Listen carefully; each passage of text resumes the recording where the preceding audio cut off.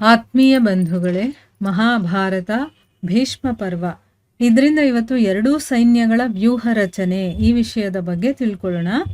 ಧೃತರಾಷ್ಟ್ರ ಹೇಳ್ತಾನೆ, ಸಂಜಯನೇ, ಭೀಷ್ಮರಂತೂ ಮನುಷ್ಯ, ದೇವತೆ, ಗಂಧರ್ವರು ಮತ್ತು ಅಸುರರ ಮೂಲಕ ಕೂಡ ಏನು ವ್ಯೂಹ ರಚನೆಯನ್ನು ಮಾಡ್ತಾರೋ ಅವರೆಲ್ಲರೂ ಯಾರಾದರೂ ಆಗಿರಲಿ, ಮನುಷ್ಯರೇ ಆಗಿರಲಿ, ದೇವತೆಗಳು ಯಾವ ರೀತಿ ವ್ಯೂಹ ರಚನೆಯನ್ನು ಮಾಡ್ತಾರೋ ಅಥವಾ ಗಂಧರ್ವರು, ಅಸುರರು ಮಾಡುವಂತಹ ವ್ಯೂಹ ರಚನೆ ಕೂಡ ಅವರಿಗೆ ಗೊತ್ತಿತ್ತು.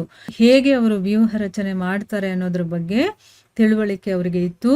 ಅವರು ನನ್ನ 11 ಅಕ್ಷೋಹಿಣಿ ಸೈನ್ಯದ ವ್ಯೂಹ ರಚನೆಯನ್ನ ಮಾಡಿದ್ರು. ಆಗ ಪಾಂಡುನಂದನನಾದಂತಹ ಯುಧಿಷ್ಠಿರ ತನ್ನ ಚಿಕ್ಕ ಸೈನ್ಯದಿಂದ ಯಾವ ರೀತಿಯ ವ್ಯೂಹ ರಚನೆಯನ್ನ ಮಾಡ್ದ ಅಂತ ಅಂದ್ಬಿಟ್ಟು ಇಲ್ಲಿ ಪ್ರಶ್ನೆಯನ್ನ ಮಾಡ್ತಾ ಇದ್ದಾನೆ. ಅಂದ್ರೆ ನನ್ನ ಕಡೆಯ ವ್ಯೂಹ ರಚನೆ ಮಾಡುವಂಥವ್ರು ಯಾರು?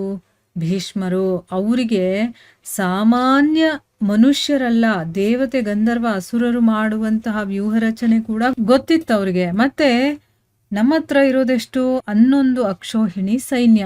ಸೊ ಇದನ್ನ ವ್ಯೂಹ ರಚನೆ ಮಾಡಿದ್ರಲ್ಲ, ಆಗ ಯುಧಿಷ್ಠಿರ ಯಾವ ರೀತಿ ತನ್ನ ಚಿಕ್ಕ ಸೈನ್ಯದಿಂದ ಅವನು ವ್ಯೂಹ ರಚನೆ ಮಾಡ್ದ ಅಂದ್ರೆ, ಇಲ್ಲಿ ಯುಧಿಷ್ಠಿರನಿಗೆ ಭೀಷ್ಮರಷ್ಟು ಅನುಭವನೂ ಇಲ್ಲ, ಅಷ್ಟೊಂದು ಶಕ್ತಿಶಾಲಿಗಳು ಅಲ್ಲ, ಮತ್ತೆ ಯುಧಿಷ್ಠಿರನಿಗೆ ಬೇರೆ ವ್ಯೂಹ ರಚನೆಗಳು ಕೂಡ ಗೊತ್ತಿಲ್ಲ.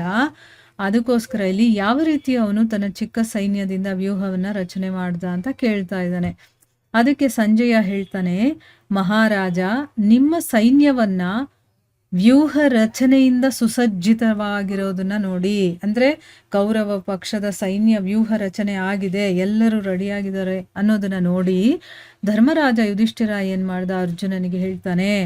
ಏನ್ ಹೇಳ್ತಾನೆ? ಮಹರ್ಷಿ ಬೃಹಸ್ಪತಿಗಳ ಮಾತಿನಿಂದ, ಅಂದ್ರೆ ಬೃಹಸ್ಪತಿಗಳು ಹೇಳಿದ ರೀತಿಯಿಂದ ನನಗಿದು ಅನ್ಸ್ತಾ ಇದೆ. ಮಹರ್ಷಿ ಬೃಹಸ್ಪತಿಗಳು ಏನ್ ಹೇಳಿದ್ರು ಅದರಿಂದ ಇವನ್ ಏನ್ ಅರ್ಥ ಮಾಡ್ಕೊಂಡಿದ್ದಾನೆ ಅನ್ನೋದ್ರ ಬಗ್ಗೆ ಇಲ್ಲಿ ಅರ್ಜುನನಿಗೆ ಹೇಳ್ತಾ ಇದ್ದಾನೆ. ಶತ್ರುಗಳ ಸೈನ್ಯಕ್ಕಿಂತ ನಮ್ಮ ಸೈನ್ಯ ಏನಾದರೂ ಕಡಿಮೆ ಇದ್ರೆ ಅದನ್ನ ಸೇರಿಸ್ಕೊಂಡು ಸ್ವಲ್ಪನೇ ದೂರದಲ್ಲಿ ಇಟ್ಕೊಂಡು ನಾವು ಯುದ್ಧ ಮಾಡಬೇಕು. ಅಂದ್ರೆ ನಮ್ಮ ಹತ್ರ ಏನು ಸೈನ್ಯ ಇದೆಯೋ ಅದನ್ನಿಟ್ಕೊಂಡೆ ಸ್ವಲ್ಪನೇ ದೂರದಲ್ಲಿ ಇಟ್ಕೊಂಡು ನಾವು ಆ ಒಂದು ಸೈನ್ಯದ ಜೊತೆ ಯುದ್ಧ ಮಾಡಬೇಕು. ಮತ್ತೆ ನಮ್ಮ ಸೈನ್ಯದವರು ಏನಾದರೂ ಹೆಚ್ಚಾಗಿದ್ರೆ ಅದನ್ನ ಎಲ್ಲೆಲ್ಲಿ ಬೇಕೋ ನಮ್ಮ ಇಷ್ಟ ಬಂದ ಕಡೆ ಆ ಸೈನ್ಯವನ್ನ ಹರಡಿಸಿ ನಾವು ಹೋರಾಡಬೇಕು. ಇರೋದೇ ಸ್ವಲ್ಪ ಅಂತಂದ್ರೆ ಅದು ಒಂದೇ ಕಡೆ ಇರೋದು ಒಳ್ಳೆಯದು ಅಂತ ಇಲ್ಲಿ ಅರ್ಥ. ಯಾವಾಗ ಸ್ವಲ್ಪ ಸೈನ್ಯವನ್ನ ಹೆಚ್ಚು ಸೈನ್ಯದ ಜೊತೆ ಯುದ್ಧ ಮಾಡಬೇಕಾದ್ರೆ ಏನಾದರೂ ಬಂದ್ರೆ ಅದನ್ನ ಸೂಚಿಮುಖ ಅನ್ನುವಂಥ ಒಂದು ವ್ಯೂಹ ಇದೆಯಲ್ಲ, ಅದರ ರಚನೆಯನ್ನ ನಾವು ಮಾಡಬೇಕಾಗತ್ತೆ. ಅಂದ್ರೆ ಇದನ್ನ ಬೃಹಸ್ಪತಿಗಳಿಂದ ತಿಳ್ಕೊಂಡಿದ್ದಾನೆ.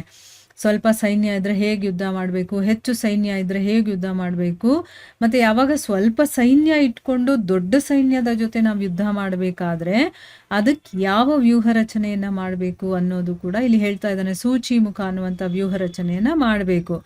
ನಮ್ಮ ಈ ಸೈನ್ಯ ಇದೆಯಲ್ಲ, ಇದು ಶತ್ರುಗಳ ತುಲನೆ ಮಾಡಿದಾಗ, ಅವರಿಗೆ ಕಂಪೇರ್ ಮಾಡಿದಾಗ ನಮ್ಮ ಸೈನ್ಯ ಬಹಳ ಚಿಕ್ಕದಾಗಿದೆ. ಅದಕ್ಕೋಸ್ಕರ ನೀನು ವ್ಯೂಹ ರಚನೆಯನ್ನ ಮಾಡು ಅಂತ ಅಂದ್ಬಿಟ್ಟು ಇಲ್ಲಿ ಅರ್ಜುನನಿಗೆ ವ್ಯೂಹ ರಚನೆಯನ್ನ ಮಾಡೋದಕ್ಕೆ ಹೇಳಿದಾನೆ. ಇದನ್ನ ಕೇಳಿ ಅರ್ಜುನ ಯುಧಿಷ್ಠಿರನಿಗೆ ಹೇಳ್ತಾನೆ, ಮಹಾರಾಜ, ನಾನು ನಿಮಗೋಸ್ಕರ ವಜ್ರ ಅನ್ನುವಂತಹ ದುರ್ಭೇದ, ಅಂದ್ರೆ ಯಾರು ಭೇದಿಸೋದಕ್ಕೆ ಆಗೋದಿಲ್ಲ ಅಂತ ಒಂದು ವ್ಯೂಹ ರಚನೆಯನ್ನ ಮಾಡ್ತೀನಿ. ಇಲ್ಲಿ ಸೂಚಿಮುಖ ಅನ್ನುವಂಥ ವ್ಯೂಹ ರಚನೆಯನ್ನ ಮಾಡಬೇಕು ಅಂತಂದಾಗ ಇವನು ಇಲ್ಲ, ನಾನು ವಜ್ರ ಅನ್ನುವಂತಹ ಯಾರು ಭೇದಿಸೋದಕ್ಕಾಗದೇ ಇರುವಂಥ ಒಂದು ವ್ಯೂಹ ರಚನೆಯನ್ನ ನಾನು ಮಾಡ್ತೀನಿ. ಇದನ್ನ ನನಗೆ ಇಂದ್ರ ಹೇಳ್ಕೊಟ್ಟಿರುವಂತಹ ದುರ್ಜಯವಾದಂತಹ ವ್ಯೂಹ.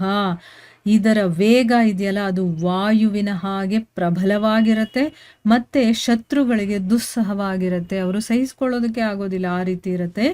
ಯಾರು ಯೋಧರಲ್ಲಿ ಅಗ್ರಗಣ್ಯರಾದಂತಹ ಭೀಮಸೇನ ಅಂತಂದ್ರೆ, ಯೋಧರಲ್ಲೇ ಅಗ್ರಗಣ್ಯ ಯಾರು ಅಂತಂದ್ರೆ ಭೀಮಸೇನ, ಅವರು ಈ ವ್ಯೂಹದಲ್ಲಿ ನಮ್ಮೆಲ್ಲರ ಮುಂದೆ ಇದ್ದು ಯುದ್ಧ ಮಾಡ್ತಾರೆ.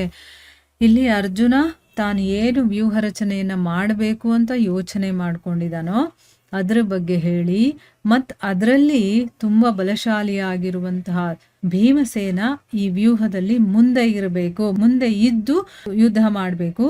ಆಮೇಲೆ ಇನ್ನೇನು ಹೇಳ್ತಾನವನು, ಭೀಮನನ್ನ ನೋಡ್ತಾ ಇದ್ದಂಗೆ ದುರ್ಯೋಧನಾದಿ ಕೌರವರೆಲ್ಲರೂ ಕೂಡ ಭಯಭೀತರಾಗಿ ಹೇಗೆ ಓಡ್ತಾರೆ ಅಂತಂದ್ರೆ, ಸಿಂಹವನ್ನ ನೋಡಿ ಕ್ಷುದ್ರ ಮೃಗಗಳು ಓಡ್ ಹೋಗುತ್ತಲ್ಲ, ಈಗ ಕಾಡಲ್ಲಿ ಸಿಂಹ ಬರ್ತಾ ಇದೆ ಅಂತ ಗೊತ್ತಾಗಿದ ತಕ್ಷಣ ಎಲ್ಲ ಬೇರೆ ಪ್ರಾಣಿಗಳೆಲ್ಲ ಓಡ್ ಹೋಗ್ತಾವಲ್ಲ, ಆ ರೀತಿ ಭೀಮನನ್ನ ನೋಡಿ ಕೌರವರೆಲ್ಲ ಓಡ್ತಾರೆ ಅಂತಂದ್ಬಿಟ್ಟು ಇಲ್ಲಿ ಹೇಳ್ತಾನೆ. ಅಂದರೆ ಅಷ್ಟು ಶಕ್ತಿಶಾಲಿ ನಮ್ಮಣ್ಣ ಭೀಮ ಅಂತ ಅವನು ಹೇಳ್ತಾ ಇರೋದು. ಅದಕ್ಕೋಸ್ಕರ ಈ ವ್ಯೂಹ ಕೂಡ ತುಂಬ ದುರ್ಜಯವಾಗಿರುವಂಥದ್ದು. ಯಾರು ಅದನ್ನು ಭೇದಿಸೋದಕ್ಕೆ ಆಗೋದಿಲ್ಲ ಅಥವಾ ಗೆಲ್ಲೋದಕ್ಕಾಗೋದಿಲ್ಲ.